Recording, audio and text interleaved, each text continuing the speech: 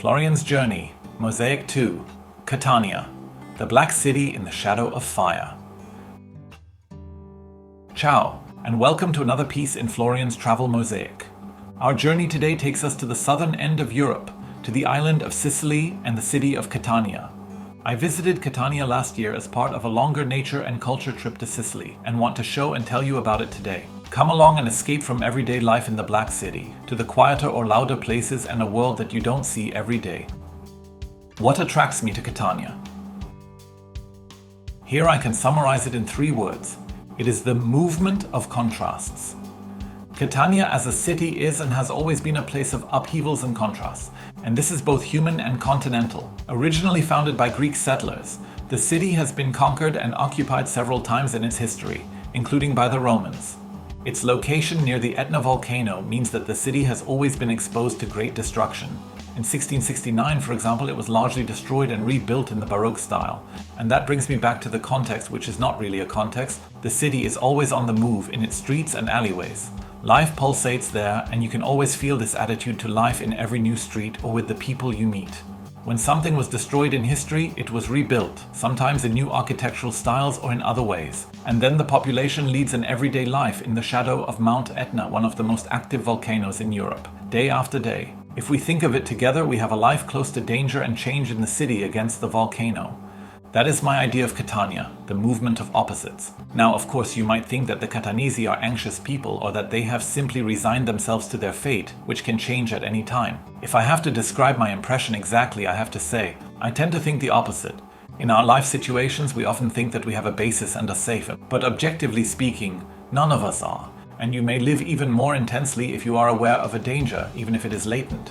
The locals have probably chosen the elephant as the symbol of their city to reinforce this. Even though it is not indigenous, it stands for strength and resilience. For myself, I can only say that this feeling has even rubbed off on me a little. Even on Mount Etna, I felt safe and alive, and that has no religious background. When you are open, you get a positive feeling, which makes you enjoy and not think of fear. And that's how I think you approach the Catanese. Relaxed and with a certain blurriness that makes both you and the others feel good. Just let yourself drift. Things to see in Catania and insights into its history. Of course, due to the multitude of possibilities on our tour, our city trip, I can only go into the points that were special to me during my wanderings. But my destinations are always the places off the beaten track. Sometimes they are probably touristy, but not everyone has these places on their radar. As a young channel here on YouTube, I ask for your support. Please leave me a like and a subscription if you liked the video. I am also always happy to receive comments and feedback. Thank you very much. The location and significance. Catania is located on the east coast of the island of Sicily on the Ionian Sea. This part of the Mediterranean stretches along the entire east coast of the island from north to south.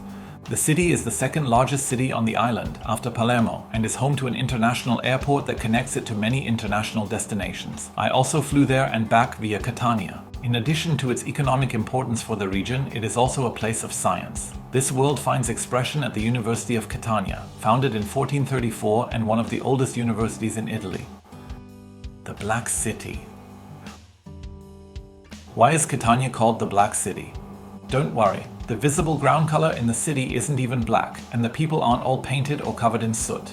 The explanation for this nickname is only apparent at second glance, which is very exciting for me again. Black basalt. This material is a volcanic rock that has been used in many places in the city, including the houses and squares.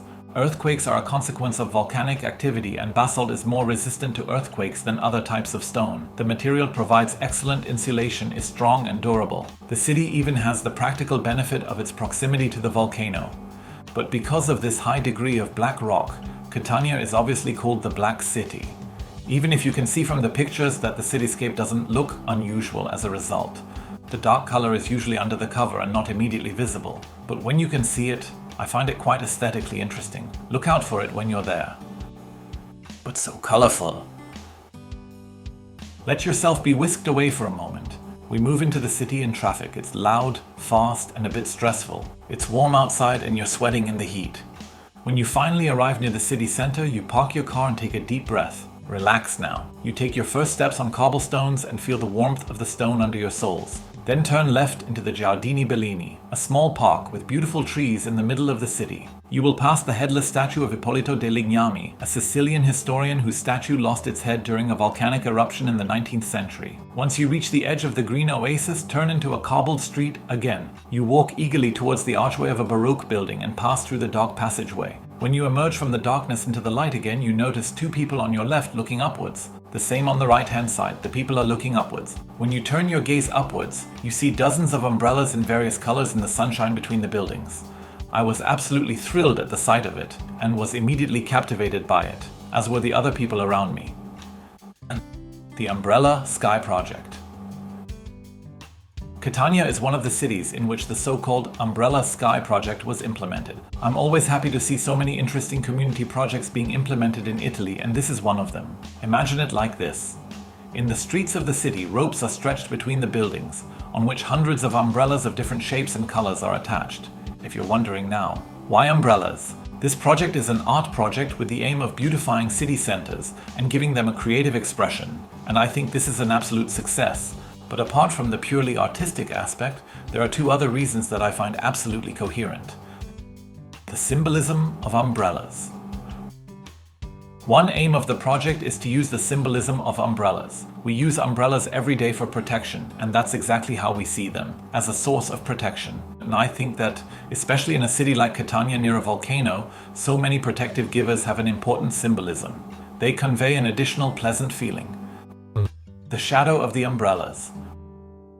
We are at the southern end of Europe in the Mediterranean, and temperatures reach very difficult levels for us, especially in summer. Of course, this also applies to the locals, even if they are more used to the temperatures.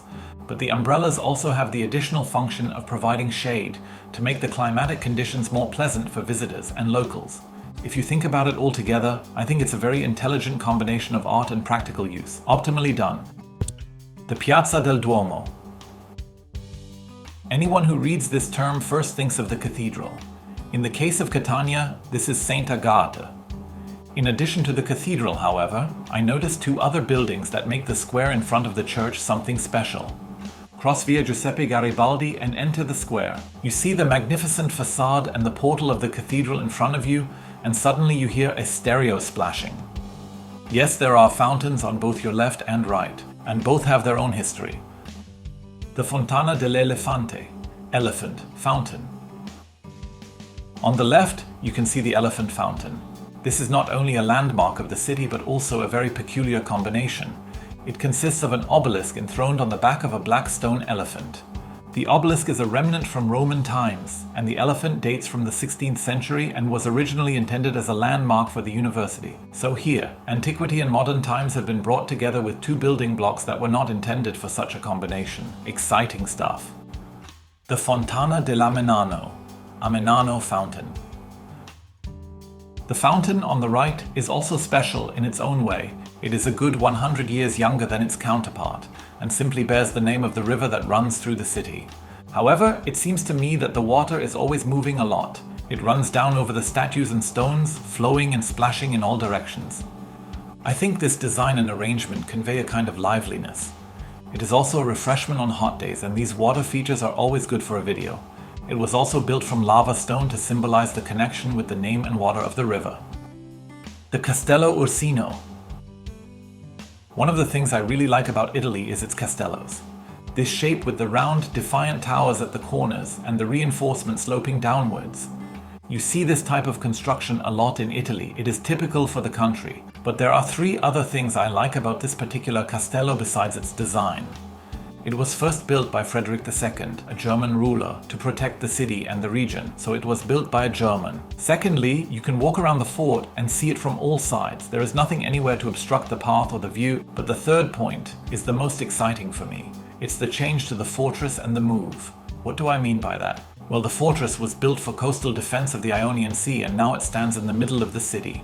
But the fortress itself has not moved at all. Every stone is still in place, so to speak. Since its construction, however, the surroundings have changed due to displacements and volcanic activity in such a way that the fortress has moved from the seacoast inland without changing its actual position. Surprising, isn't it?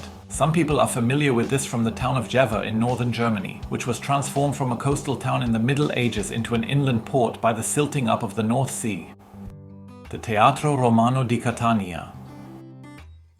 You can't talk about Italy without touching on Roman history, and that's what I like to do with the Teatro Romano. I didn't come across this impressive ruin on purpose, but by chance, after a stroll through the market. If you simply walk along the street from the cathedral square, it suddenly appears behind a corner on the left. I noticed the portal in front, standing somewhat lonely and alone in the square. Only when you get closer do you see that the theatre is behind the portal in the ground. If you walk past to the left or right, you are standing above the ancient complex, which is not just a tourist attraction today. If you look closely, you will discover cables and lights. Proof that the complex is still being used to entertain spectators today, almost 2,000 years after it was built. I can well imagine that a performance in the midst of this historical backdrop is certainly a special experience for everyone. Mount Etna. This highest active volcano in Europe can be seen from Catania, the surrounding area, and even from the air, with a height of around 3,357 meters. The height is an exciting thing, because its height is constantly changing due to its brisk activity and its small and large outbursts, which means that the value may have already changed by the time you read my article here. According to geologists, it has also played a key role in the history of the Earth and is regularly used for scientific studies. It made a very majestic impression on me, not only from a distance, but also up close. These pictures were taken from a viewpoint at the end of the tree line. The first difference you notice immediately at this altitude is the temperature.